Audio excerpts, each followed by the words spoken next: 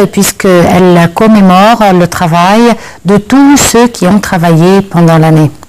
Travailler est essentiel pour garantir une vie de qualité, mais aussi pour garantir le développement dans le pays. Notre sujet principal aujourd'hui sera consacré à la journée du travail. Pour vous parler de cela, je serai en compagnie de M. Ike Zalat, consultant social. Nous sommes ravis de vous avoir avec nous. Bonsoir. Alors, on va commencer par voir un reportage sur les origines de la fête du travail, puisque je rappelle que la fête du travail est le nom de plusieurs fêtes qui furent instituées à partir du XVIIIe siècle pour célébrer les relations des travailleurs. On peut remarquer des différences dans plusieurs pays sur la façon dont la fête du travail est fêtée. Je vous propose tout de suite ce commentaire de Shahinaz Esmail et tout de suite après on commence notre débat. Tout à fait.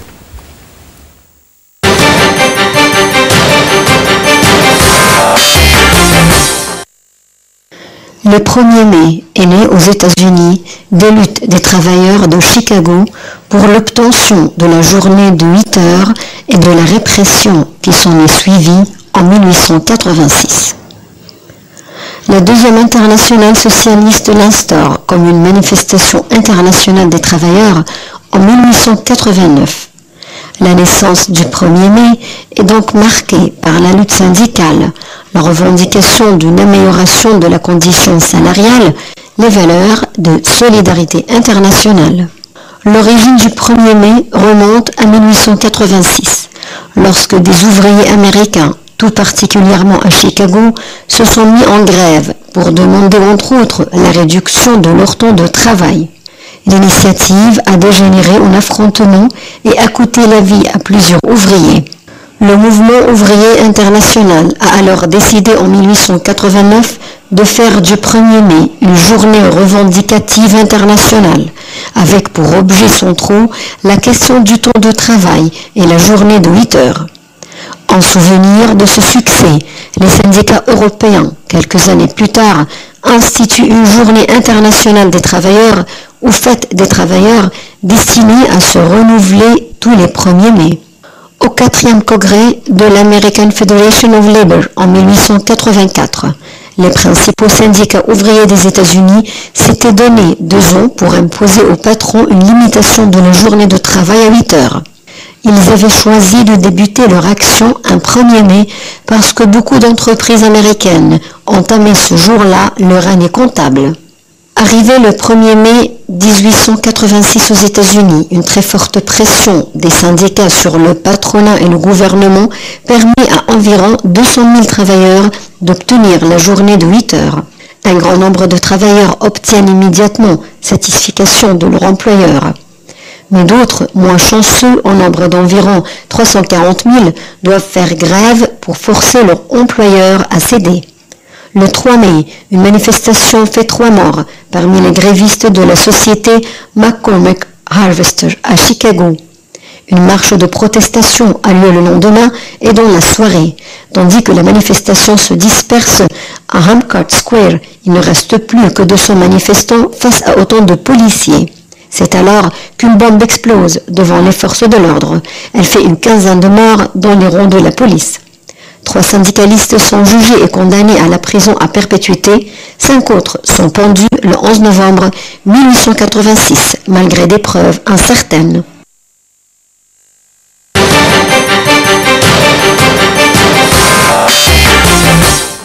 حلاوة الإيد شغالة ورونا الهمة يا رجالة يا حلاوة الإيد شغالة ورونا الهمة يا رجالة المكان الداير من شوق بيوت أولاد أحلى قوالة المكان الداير من شوق بيوت أولاد أحلى قوالة يا حلاوة الإيد الشغالة يا حلاوة الإيد الشغالة ورونا الهمة يا رجالة يا حلاوة الإيد الشغالة ورونا الهمة يا رجالة المكان الداير من شوقه بيوت أولاد أحلى قوالة المكان الداير من شوقه بيوت أولاد أحلى قوالة يا حلاوة الايد الشغالة قسم يا مكان قول سمعنا ده كلامك حلو وله معنى قسم يا مكان قول سمعنا ده كلامك حلو وله معنى وحياة الحب اللي جمعنا دي جمايلك في العين من شالة يا حلاوة الايد الشغالة.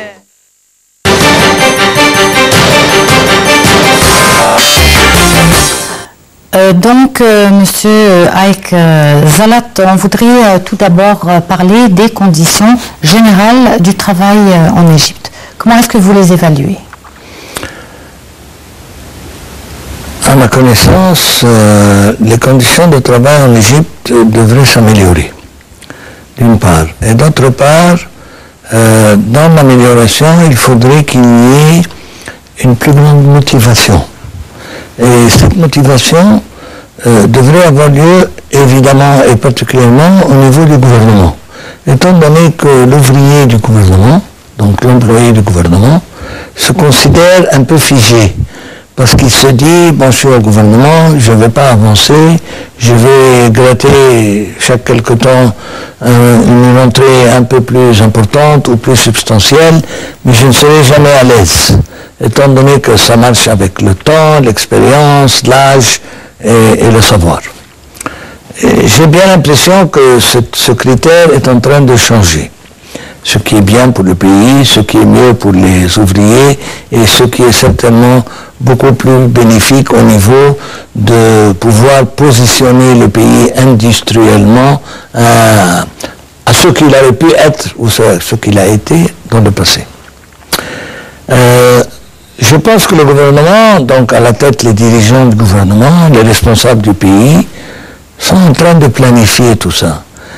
Faut-il que les gens, le peuple, les ouvriers, les employés, d'abord, ils font confiance. Ensuite, soient confiants.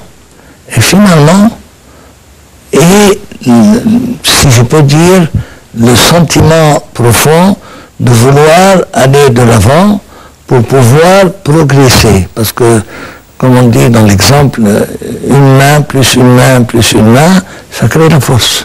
Mmh. Mais au niveau de la formation des travailleurs et au niveau de la qualité du travail fourni, je pense qu'il y a beaucoup à dire. Alors, au niveau de la formation, je crois que le gouvernement a un point de retard. Quand je compare et que j'entends et que je suis tout ce qui se passe dans les formations en Europe, dans tous les pays d'Europe ou dans tous les autres pays, il est évident que les formations ici ne sont pas en conséquence. Mais je crois que la raison, c'est que nous passons d'une phase de l'ancienne génération à la nouvelle génération. Et évidemment, il est vrai que l'âge de la retraite est 60 ans, mais c'est pas toujours appliqué dans le sens propre du terme.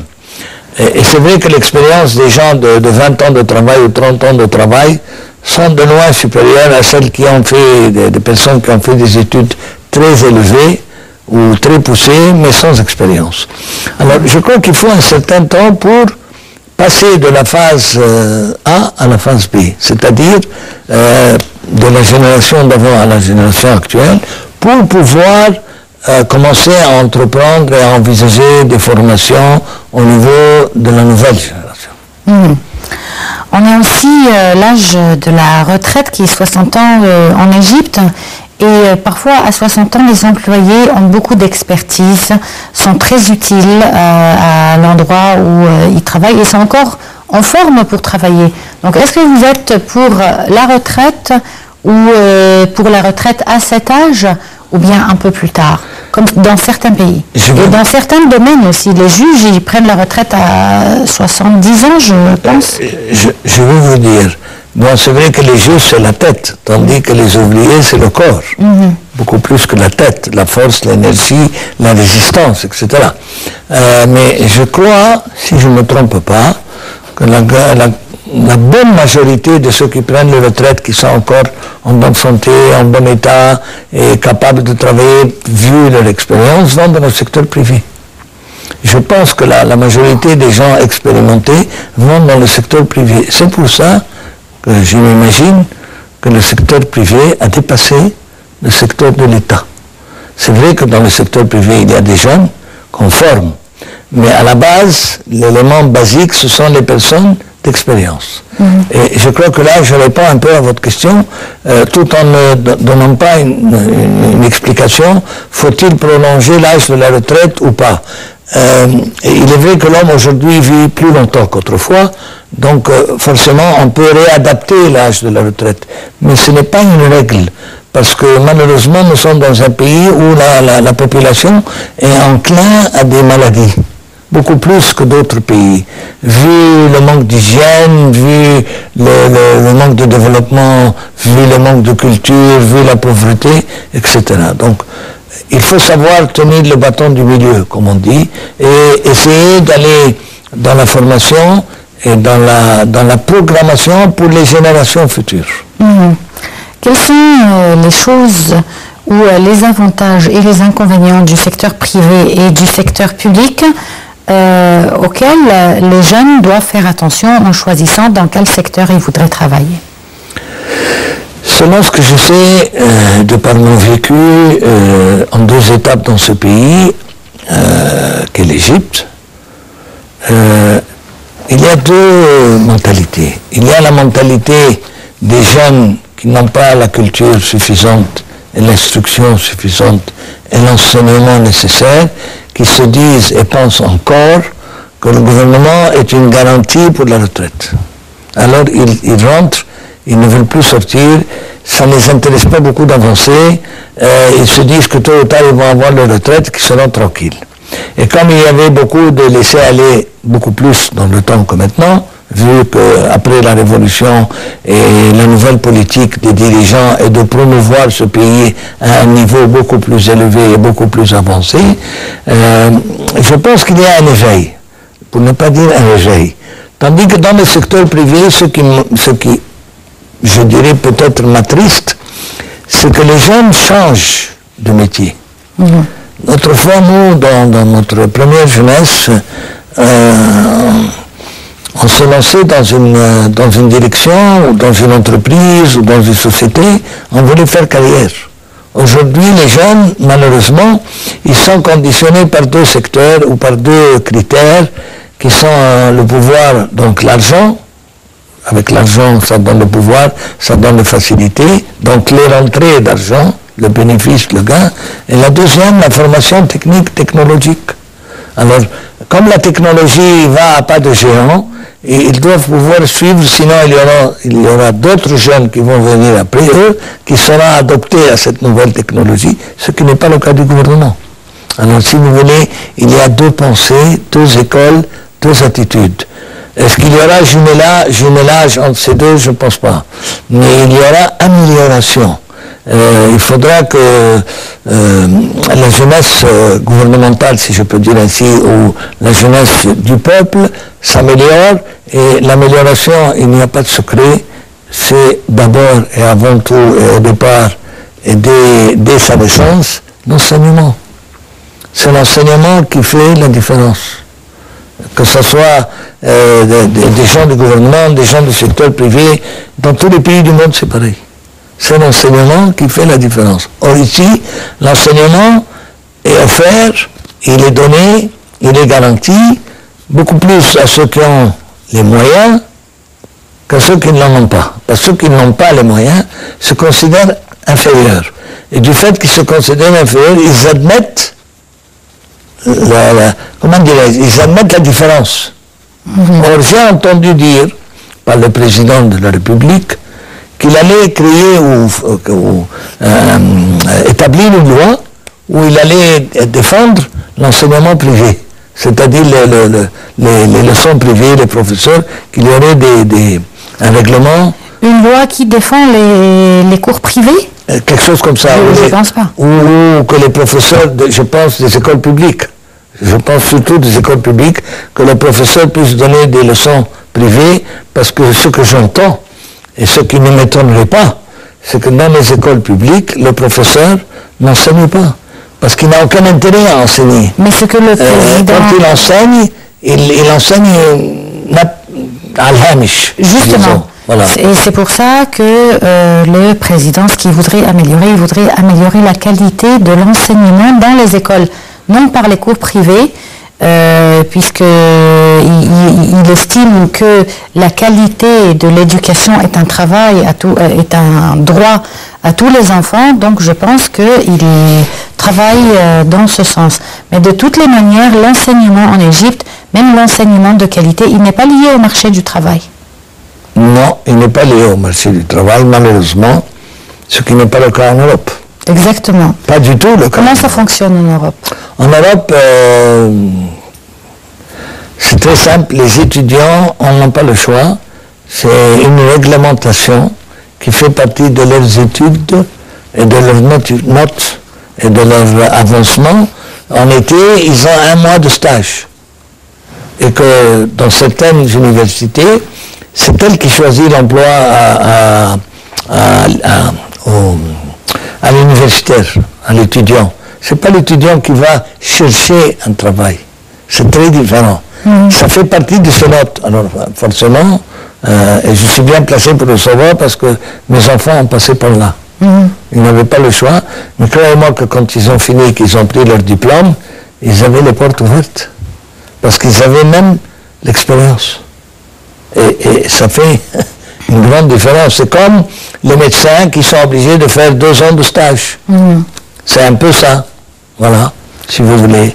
On devrait aussi accorder en Égypte un peu plus d'importance aux écoles techniques, puisque les écoles techniques en Europe sont très réputées. Tout le monde ne va pas à l'université en Europe. Je veux dire, certains élèves continuent ou poursuivent leurs études universitaires, mais d'autres font aussi des instituts et des écoles techniques qui sont très réputées et qui donnent de très bonnes chances de travail après. C'est vrai, vous avez raison, et c'est tout à fait correct ce que vous dites, mais je crois, et je pense, en tout cas par rapport au passé, que ici, les écoles techniques, c'est parce que vous avez échoué. C'est parce que vous n'êtes pas capable, avec les notes et les pourcentages, étant donné que le système marche par pourcentage. Je ne sais pas si en Europe ça marche par pourcentage, je ne crois pas. Donc le fait que vous voulez être médecin, mais vous n'avez pas eu les pourcentages, donc vous devenez ingénieur, ça ne marche pas. Même pour les écoles techniques, c'est la même chose. Alors, c'est la même chose. Mais j'ai l'impression, ou du moins ce que je sais que dans le temps, j'ai envoyé mon fils à l'école technique parce qu'il n'a pas pu rentrer à l'université. Comme quoi c'est un degré inférieur. Comme quoi c'est pas un niveau de futur. C'est pas une formation convenable, correcte, garantie.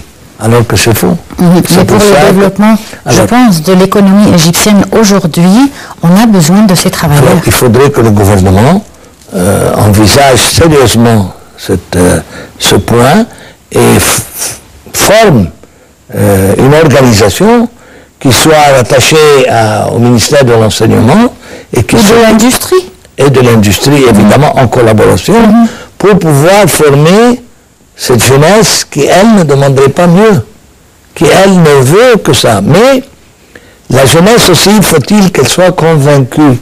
Or, la jeunesse n'est pas convaincue.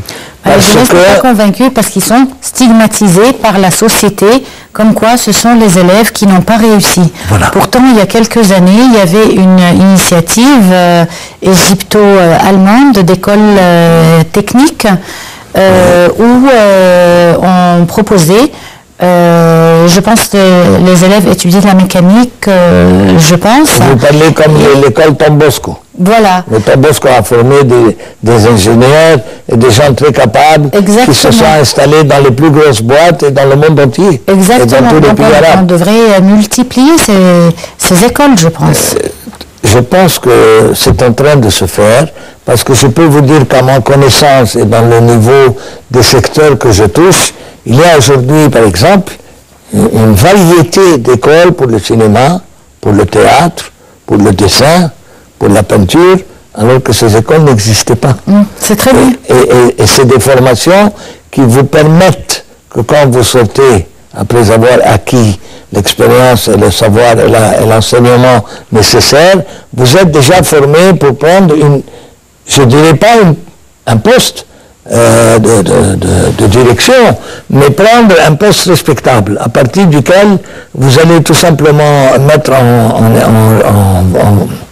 en expérience ce que l'on vous a enseigné.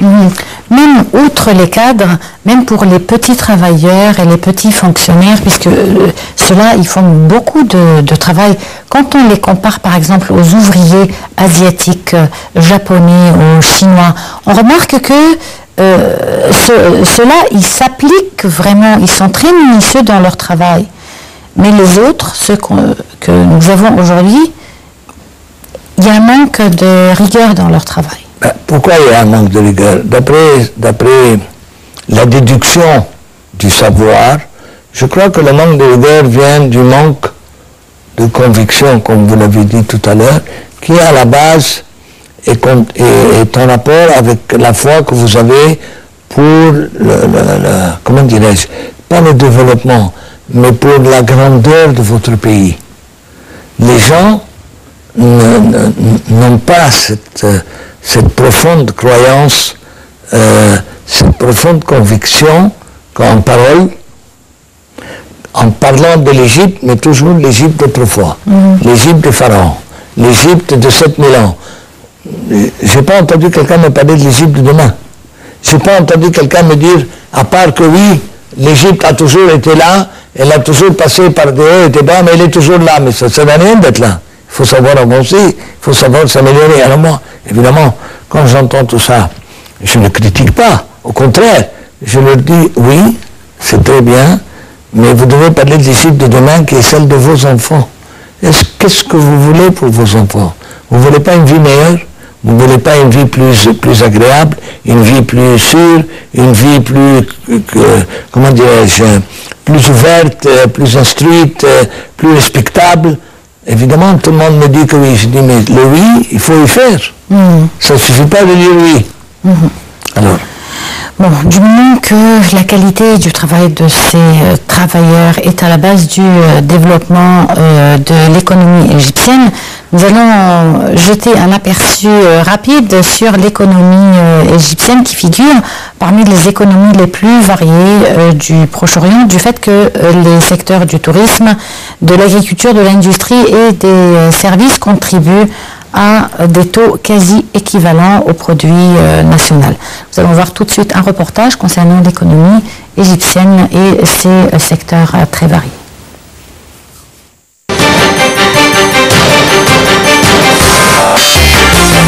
Conférence de presse récemment tenue, le ministre de Planification Ashraf El Arabi a annoncé que la stratégie de développement économique Option 2030 visait un taux de croissance pouvant faire de l'Égypte une des 30 économies les plus puissantes. Selon le ministre, le gouvernement vise un PIB, produit intérieur brut, de 3,2 trillions de livres d'ici la fin de l'exercice 2016-2017. Le but est donc que l'Égypte figure, d'ici 2030, parmi les 30 économies les plus puissantes du monde. Notons que l'Égypte occupait en 2015 le 130e rang parmi les 156 pays du monde à l'échelle économique. D'après la stratégie, l'Égypte sera un pays basé sur la justice et le développement durable.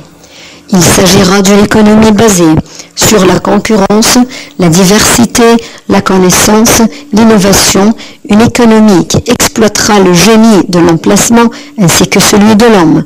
Le but est d'accroître le taux de croissance à 7%, réduire le déficit à 5% et baisser le taux d'inflation à entre 3% et 5%. Il s'agit aussi d'augmenter le taux de compétitivité de l'économie égyptienne à l'échelle mondiale. Il faudra élever la contribution des exportations au PIB à 25% et celle des services à 70%. Il faudra de même compter sur les ressources nationales pour réduire l'importation. Le but essentiel est que l'économie égyptienne joue un rôle important dans l'économie internationale. La conjoncture économique de l'Égypte semble connaître une timide percée au niveau des investissements. De nombreux investisseurs étrangers ont affiché leur désir de venir en Égypte pour faire travailler leur argent dans différents secteurs, a de son côté fait savoir le ministre égyptien des Finances, Amr El Garhi, lors de son intervention devant la Chambre de commerce américaine à Washington. Nous avons confiance en l'influence imminente d'un grand nombre d'investisseurs en Égypte, rassurés par les grandes réformes menées par le gouvernement, a indiqué M. El Garhi, rassurant que l'Égypte avance sur la bonne voie. Cependant, de grosses difficultés se dressent contre l'économie égyptienne et qui requiert des solutions intelligentes, efficaces et rapides pour changer la dynamique actuelle. Le responsable financier a expliqué que ce manque était historique et était constaté à plusieurs intervalles depuis la fin de l'année précédente, ce qui a entraîné selon lui un recul des recettes de l'Égypte en devises étrangères. Ce recul s'explique aussi par de nombreux facteurs, dont la récession du commerce mondial et par la suite la réduction des exportations égyptiennes.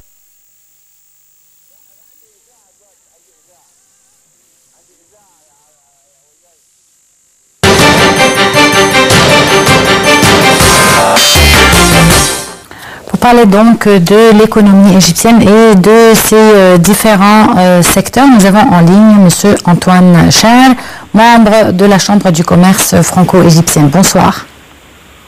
Bonsoir. Je suis exportateur des produits frais, légumes et fruits. Pardon? Depuis 45 ans. Je suis exportateur fruits et légumes depuis 45 ans, des choses fraîches depuis 45 ans. Exportateur? Oui. Donc vous exportez des légumes et des fruits de l'Égypte? En Europe. De l'Égypte vers l'Europe? Oui. Ou plutôt de l'Europe vers l'Égypte. Vous ramenez des fruits et des légumes en Égypte, c'est ça?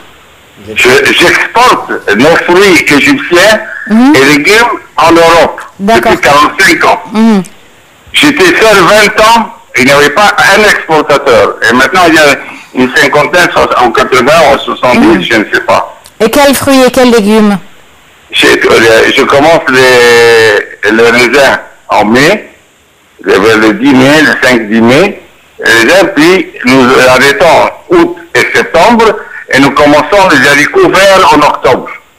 Haricots verts, et puis les légumes, l'oignon frais et vert, chose là, et puis nous commençons après en décembre les fruits, pas des raisins, des cerises, comment ça s'appelle, non? Des fraises. Donc vous exportez fruits et légumes. Fruits et légumes, parfait. Vers quel pays d'Europe? Dans toute l'Europe. Dans le temps, je faisais l'oignon égyptien, mais l'oignon depuis qu'ils ont fait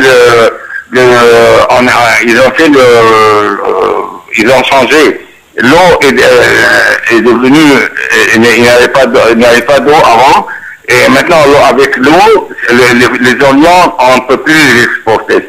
Mais moi, j'ai exporté 150 tonnes d'oignons, d'oignons frais. D'année. D'accord. Est-ce que votre... 50% secteur public, 50% privé. Secteur public et privé, très bien.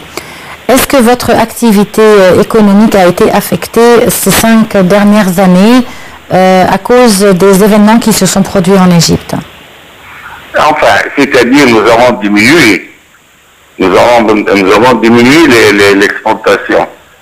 On n'arrive pas à faire tout. Vous voyez comment? Ça demande une autre chose, une autre situation.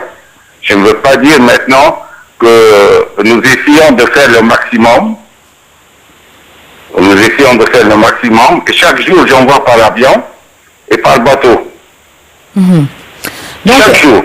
Donc, essentiellement, vous travaillez dans le secteur de l'agriculture? Ça, j'ai d'autres sociétés. J'ai d'autres sociétés pour l'importation. Non, mais parlant d'agriculture. Pour l'exportation, je fais seulement les légumes frais. D'accord. Parlons maintenant, je voudrais parler du secteur de l'agriculture en Égypte. Comment vous évaluez ce secteur?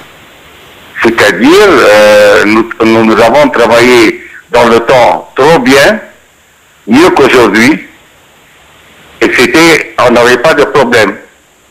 Aujourd'hui, avec la situation actuelle, on fait le maximum, on arrive à faire le maximum, Et puis il y a plusieurs mains qui travaillent. Ils envoient des choses qui ne sont pas bien, et puis ils massacrent les marchés. Qu'est-ce que je voulais que je vous dise? Dans le temps, j'étais seul. Et après, il y a eu d'autres rois qui ont commencé, mais aujourd'hui, il y a une centaine, 80, 90 ou 100, je ne sais pas. Chaque soldat, il fait un registre d'exportation et il veut exporter ses légumes. Quelques tonnes. Alors, ça a mélangé tout. Quels sont les problèmes les plus graves du secteur de l'agriculture en Égypte? C'est-à-dire, dans le temps, on était presque seul ou limité et on pouvait satisfaire tout le monde. Aujourd'hui, avec la situation actuelle, on arrive à continuer à satisfaire tout le monde parce que mes clients sont les mêmes depuis 30 ans, 35 ans. J'ai les mêmes clients. Ils n'ont pas changé. Vous voyez comment? Je ne change pas. Non, mais pour revenir au problème du secteur de l'agriculture, est-ce qu'il y a un problème d'engrais? Est-ce qu'il y a un problème de terrain? Est-ce qu'il y a un problème d'eau? Moi, j'ai mes terrains pour, par exemple, les réserves. J'ai 100 fédans, j'ai mes terrains 1000 tonnes. Et je prends de 3 clients un autre 1000 tonnes. Je fais 2000 tonnes en un mois et demi de réserves qui peuvent coûter 12 à 15 millions d'euros. Quelles sont les particularités des fruits et des légumes égyptiens? Les fraises. Oui, quelles sont leurs particularités? Qu'est-ce qui les caractérise? Qu'est-ce qui les rend mieux que les autres puisque vous les exportez? Vous savez, tout dépend de l'exportateur qui envoie quelque chose de bien. Entre nous. C'est pas l'agriculture. Il faut choisir. Moi, j'ai 1000 employés qui travaillent. Et j'ai 2 packing stations. J'ai dans mon terrain un packing station, j'ai un autre terrain sur la route d'Alexandrie. De 3 étages, et puis j'ai des ouvriers qui travaillent, 500-600 ouvriers, et l'autre 500 ouvriers. Et c'est le nombre d'ouvriers que vous travaillez, et c'est rend, nous sommes sûrs, nos clients, ils ne changent pas. Depuis 30 ans, 35 ans, on ne change pas, les clients. Vous avez pas des nouveaux clients. Est-ce que vous avez des activités aussi dans le secteur de l'industrie? Non, l'industrie, je fais des papiers. Des papiers? Oui, j'ai une fabrique de papiers. Les mouchoirs, les mouchoirs. Là. Donc vous travaillez dans le papier et dans le tissu? Oui. Et quelle est votre évaluation pour ces 2 secteurs? C'est-à-dire, il y a un secteur d'Alexandrie, on a vendu, moi j'avais 40% et le reste c'était entre les banques et les choses. On a vendu l'affaire qui ne marchait pas. Et moi j'ai continué avec ma société ici. Je vous remercie beaucoup Charpeco. D'accord. Merci pour cette intervention et bonne fête. Et bonne fête à tous vos employés également. Donc, monsieur Jawad, comme on peut le voir, il travaille dans des secteurs assez variés. Et l'Égypte aussi possède des secteurs assez variés concernant son économie. Mais je pense que pour l'agriculture, on pourrait mieux faire. Je pense aussi qu'on pourrait mieux faire. Je crois d'ailleurs que le problème, non pas de l'agriculture, mais du marché mondial, s'arrête à 2 points. C'est ou le prix ou la qualité. J'ai moi-même été dans ce secteur à un moment donné de ma vie où j'exportais à partir de l'Égypte un produit que j'ai transformé d'un produit standard à un produit de luxe et que j'ai pu exporter vers l'Europe et particulièrement la France, où j'ai installé donc toute une série, toute une collection de ce produit que j'ai pu proposer à toutes les institutions, à toutes les sociétés de produits de beauté, à toutes les institutions qui traitaient la thalassothérapie, etc., etc. Et je me suis arrêté absolument pas parce que le marché n'allait plus, ça remonte à bien longtemps, Je me suis arrêté parce que j'avais réalisé après 15 ans de travail que le moment était venu qu'il fallait changer, étant donné que les Chinois rentraient sur le marché. Et que je ne pouvais pas, avec toute la force que je représentais, avec tous les secteurs que je traitais, faire compétition avec les Chinois. Dans la taille, dans la forme et dans le fond. Et de plus, que c'était à un moment donné, donc je parle des années 80-90, à un moment donné, il y a eu une vision dans la consommation, une habitude de consommateur qui avait changé. Grâce à la Chine, c'était ou la Corée ou le Japon, parce qu'au début c'était Japon, puis Hong Kong, puis la Corée, puis la Chine.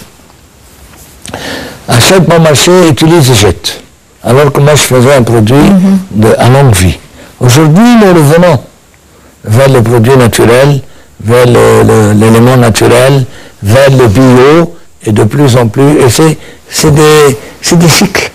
C'est des cycles où le consommateur, forcément, s'intéresse à comme la mode, une mode des trucs déchirés, une mode des trucs délabrés, alors qu'autrefois c'était une mode des trucs de couleur, et puis une mode des trucs et ainsi de suite. Et je crois que c'est un peu le système de toutes les générations, et c'est justement, si vous remarquez, c'est comme ma mère qui m'avait un jour raconté une histoire, et depuis je ne l'ai jamais oublié. Elle m'a dit, tu sais, la mode, c'est comme un vieux panier qu'il y a à la maison où tu jettes les vieux habits.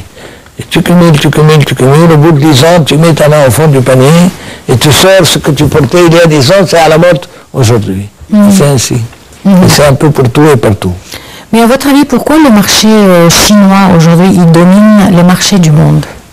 Le marché chinois a dominé le marché du monde, beaucoup moins maintenant, parce que d'abord, étonnamment, mais c'est ce qui se passe, ils ont une crise économique. Je crois que les Chinois ont profité de la masse, de la quantité, du volume de production. Étant donné qu'ils sont quand même 1,5 milliard, et qu'il y a sur 1,5 milliard, je n'ose pas dire, mais peut-être 1 milliard qui travaillent, et qui ne font rien d'autre que travailler, manger, dormir et travailler, manger, dormir, ce qui n'est pas le cas en Égypte. Bon. Ou ailleurs. C'est pas mis en Europe. Bon. Je pense qu'ils ont aussi compris que ça ne marche pas à long terme pour la vie de faire un truc bon marché qui ne veut rien, qui se casse et qu'on jette. Et ceux qui importaient, ils ont arrêté aussi. Et ceux qui importaient ont arrêté parce que les Coréens au début, se sont réveillés. Avec les petits prix, mais ils ont vu que bon, c'était un produit à utiliser une fois, comme vous avez compris. Voilà. Et vous savez que le marché chinois a 3 catégories de marché. Il a le marché qui est la masse, il a le marché moyen et il a le marché de luxe. Ce que les Chinois fabriquent et qu'ils exportent, ils exportent une qualité au Moyen-Orient, une autre qualité en Europe et une 3e qualité en Amérique. Parce que les Américains payent. Et quand ils payent, ils veulent pour leur prix et pour leur argent. Les Européens chicanent sur si je peux dire, la qualité. Tandis que les Orientaux chicanent sur le prix. Alors ils leur donnent le moins cher, si vous voulez. Donc, c'est pas une question que les uns réussissent, les autres pas. C'est une question de mode et de système. Quel mode vous appliquez, quel système vous pratiquez. Mais quand j'ai entendu les réponses de M. Chahar et qu'il dit qu'il a ses clients depuis 35 ans, je le crois, et je pense que c'est merveilleux, mais je pense aussi que ces clients qu'il a depuis 35 ans sont des clients qui, comme lui, comme moi un peu plus en arrière, ils ont apprécié et compris, puisqu'ils sont de la même génération, qu'il vaut mieux travailler quelqu'un qu'on connaît que quelqu'un qu'on ne connaît pas. Et c'est sûr aussi qu'ils sont satisfaits de la qualité de ces produits. Évidemment, évidemment, parce qu'ils ont la même pensée et la même vision, vu le même temps de l'âge et de l'expérience. Mais je peux vous dire, avec grand regret, que moi je vais très souvent en Europe, je suis aussi résident en Europe qu'ici, on ne m'a jamais parlé d'un légume ou d'un fruit ou d'un agrume égyptien. Non, mais vous avez, moi je les ai vus personnellement, surtout en Suisse. J'ai vu des dattes égyptiennes, j'ai vu des jus égyptiens dans les supermarchés à Genève. Ah, peut-être les dates, je veux bien. Moi, par contre, j'ai vu le textile égyptien parce qu'il y a une étiquette obligatoire qui fait qu'on vous dit coton égyptien. Et surtout aux États-Unis. Et encore mieux aux États-Unis. Mais je ne me rappelle pas, alors moi, je suis quand même un grand consommateur de légumes. Je ne me rappelle pas qu'un jour un fruitier, je vais souvent dans les marchés, on m'a dit, ah vous savez, nous avons des, je sais pas moi, des fraises ou des oignons ou des trucs d'Égypte. Je ne me rappelle pas avoir entendu ça. Par contre, on vous dit, nous avons les mandarines chinoises, nous avons les, je ne sais pas moi, les oranges israéliennes. Ça, vous l'entendez. Alors, est-ce que c'est manque de, c'est une différence de qualité? Non. Ce n'est pas une façon promotionnelle complète. Il y a toute une promotion de marketing. Oui, et dans ce secteur, il y a encore donc du travail à faire. Mais un secteur qui stagne depuis la révolution de 2011, c'est sûr, c'est le tourisme. Donc, alors que l'Égypte est célèbre par ses villes et ses eaux minérales et sulfuriques, son climat sec, son sable et son limon capable de guérir plusieurs maladies, ainsi que ses rivages et ses eaux maritimes qui se caractérisent par des particularités naturelles très distinguées. Donc on va voir un reportage sur le tourisme thérapeutique et on revient après pour débattre concernant ce sujet. Donc voyons ensemble.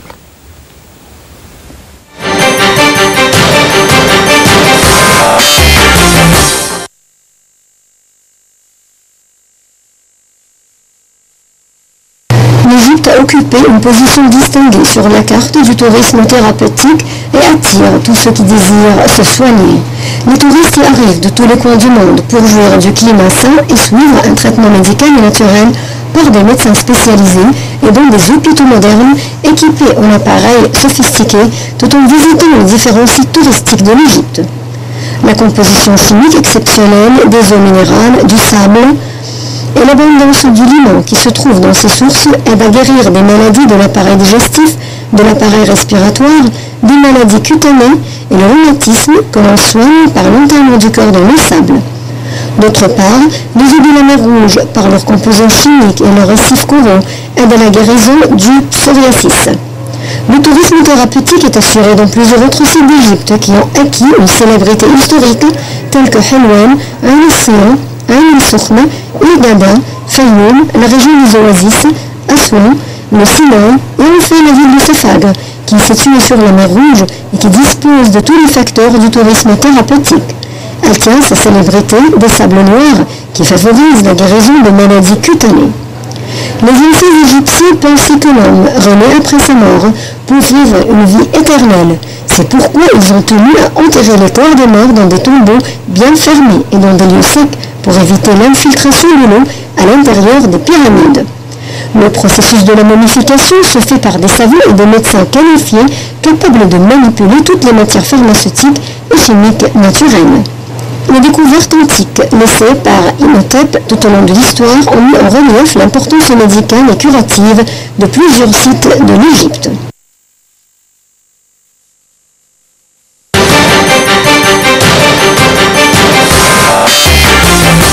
Donc, Monsieur Zalat, comme on a pu le voir, l'Égypte est très riche sur le plan du tourisme thérapeutique. Tout à fait. Et je ne sais pas si en Égypte, les gens ne connaissent pas bien les endroits. Mais en Europe et ailleurs, les gens sont plus intéressés à savoir. Mais je ne crois pas que la promotion est suffisante. Je ne crois pas que le marketing est suffisant.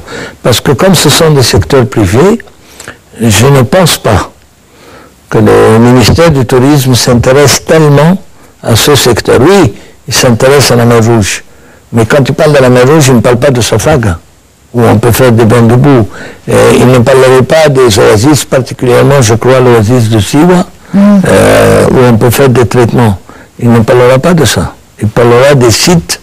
Et si vous venez, d'après ce que je pense, d'ailleurs j'ai un projet à cause de ça, mais qui, justement, c'est la parallèle, c'est que, c'est pas que je critique un ministre, pas du tout, mais c'est la façon et l'idéologie que pratique l'Égypte touristiquement parlant. On parle que d'archéologie, mais c'est une vérité. On n'a pas besoin d'en parler. Et puis si on en parle, on n'a pas besoin d'en parler que de ça. C'est pour ça que moi j'ai un projet artistique qui est dans l'esprit touristique, mais où je fais rentrer et je mets en évidence le côté artistique. Et quand je dis artistique, je précise la peinture contemporaine. Parce que nous avons une école de peintres, nous avons une multitude de peintres, nous avons une variété de galeries, et donc j'ai réalisé il y a 1 an et demi, je travaille, j'en ai encore pour 1 an et demi de travail, à préparer tout ce projet. Je pense que si les choses se passent bien, justement avec la chambre des représentants, ou comme vous l'avez appelé, le café, et donc le conseil... Le club d'affaires franco-égyptien. Oui, j'espère que ça va se faire, parce que moi, à ce moment, mon projet se synchronisera avec leur projet, c'est de faire l'année de l'Égypte en France. J'espère que ça va se faire. Et ça consiste en des tableaux de peinture pour certains sites touristiques égyptiens? Mais eux, c'est de faire l'année de l'Égypte en France et de démontrer en France, pendant toute l'année, l'industrie, la production, les produits, parce que, non, c'est une vérité, en l'Égypte, le coton égyptien. Où est le coton égyptien? L'Égypte, le textile. Où est le textile? Donc vous, votre projet consiste en quoi? L'art. Il consiste à représenter ces projets en... Non, moi je rentre avec l'art. Pourquoi l'art? Parce que l'art, c'est comme le cinéma, et comme j'y suis, c'est le meilleur moyen de communication universelle. Et c'est le meilleur moyen de faire connaissance et de faire obtenir reconnaissance. Vous voyez? Et ça concerne tous les peuples. Ça ne concerne ni une politique, ni une religion, ni une idéologie. Vous voyez? Mais c'est un moyen de dire, voilà ce que font les peintres en Égypte, contemporains évidemment, donc les 50 dernières années. Voilà comment ils pensent, voilà comment ils réfléchissent, voilà comment ils peignent, voilà comment ils vous transmettent leur impression et leur expression. Et le groupe de peintres qui travaille avec vous, c'est uniquement des Égyptiens? Uniquement des Égyptiens, mais de tous les âges, et de tous les secteurs, y compris la photo et la vidéo, ce qui quand même sera le tiers à peu près du volume, donc de la jeunesse actuelle. Et ils peignent où? À l'extérieur ou bien dans des ateliers? Non, je vais moi faire une présentation de leurs œuvres à l'étranger. Mais une grande exposition. Quelque chose à un niveau international. Parfait. Et j'ai la prétention de pouvoir entreprendre un tel projet, et croyez-moi que c'est surtout pour présenter l'Égypte. Et pour donner un coup de pouce au tourisme? Et pour donner un coup de pouce au tourisme, parce que c'est un nouveau moyen de montrer à l'Égypte que cette Égypte, c'est pas le Sphinx et la mer Rouge, il y a tout, il y a tout, il y a tout. Bon, c'est vrai que l'Égypte, elle est connue pour son folklore, mais l'Égypte n'est pas connue pour son art. Et pour son égyptologie surtout. Malheureusement, il n'y a que ça. Et après est venue la mer Rouge. Et alors, en parlant de la mer Rouge, on parle des corails et de la pêche, pas la pêche, mais enfin les découvertes sous-marines. Oui, mais vous avez aussi l'Égypte copte qui est connue, l'Égypte islamique. Pas autant qu'il le faut. Ni autant qu'il le faudrait. Et ce n'est que quand le touriste vient en Égypte qu'on lui fait découvrir ces choses-là. Oui, c'est vrai que ça existe et qu'on en parle. Mais demandez à 10 Européens, qu'est-ce que vous connaissez de l'Égypte? Vous avez dit les pyramides. Bien sûr. Ou le Sphinx. Vous lui demandez les pyramides de Saqqara, il va réfléchir, il va peut-être vous dire c'est où. Bon, pour parler de ce secteur qui stagne, comme on l'a dit depuis quelques années maintenant, et un grand nombre d'employés et de travailleurs travaillent dans ce secteur, qu'est-ce qui pourrait, à votre avis, redonner un coup de vie à ce secteur? Alors, pour être très honnête, et pas du tout pour vouloir attaquer ou être critique, un esprit critique, mais je suis un esprit constructif. Chère madame, j'étais en novembre en France, quand il y a eu les terroristes. Les terroristes ne sont pas partis. Et c'est la seule chose qui m'est restée en tête. Et j'ai dit, mais pourquoi chez nous, quand il y a une bombe, tous les terroristes s'en vont. Après l'avion, ils rentrent chez eux. Vous savez, en France, il y a, en France comme en Espagne, il y a 70 millions de touristes chaque année. Pourtant, ils auraient dû avoir peur. Pourtant, ils auraient dû se dire, je vais être assis dans un café, et on va venir me zigouiller. C'est pas arrivé. Ils ne sont pas partis. Ils ont continué. Pourquoi, à votre avis? Alors moi, je sais pourquoi. Ou du moins, j'ai beaucoup réfléchi à ce pourquoi. Et encore une fois, comme je vis entre ici et l'étranger, et que je côtoie beaucoup de monde, et que je m'intéresse à l'Égypte, de par l'éducation que j'ai eue, je crois, chère madame, et à grand regret, que c'est le manque de savoir, que c'est l'arnaque qui se trouve et qui existe et que font vivre les gens du tourisme aux étrangers. C'est vrai que dans tous les pays, l'arnaque existe. Mais ici, l'arnaque, elle est à un degré inimaginable. Et ce qui m'a encore, ce qui me permet d'insister sur ça, c'est que dernièrement, j'écoutais une émission à Ibrahim Issa, où il disait, le touriste vient, il doit payer quelque part, par exemple, $1, l'Égyptien, il se dit, mais $1 pour lui, c'est comme pour moi 10 piastres. Mais $5. Mais le $5, c'est, le 1 devient 5, le 5 devient 10, le 20 devient 40, et c'est partout. Alors, oui, mais donc, mauvais service. D'accord. Mauvais service. Non, mais je vous dirais, pour ces conditions existaient en 2010. C'était les mêmes conditions exactement. Oui. La seule chose qui a changé, c'est la situation sécuritaire. C'était une raison majeure de se donner une cause. On ne va pas venir vous dire, ah, vous nous arnaquez, donc nous ne venons plus. Alors, on est arnaqué, on est mal servi, on n'a pas pour son argent, et en plus, on risque sa vie. Non, mais vous avez un tas d'étrangers qui voudraient venir en Égypte et qui ne viennent pas actuellement en Égypte à cause des compagnies touristiques qui refusent de leur donner des assurances, par exemple, pour la destination de l'Égypte. Donc là, on va un petit peu plus loin que tout ça.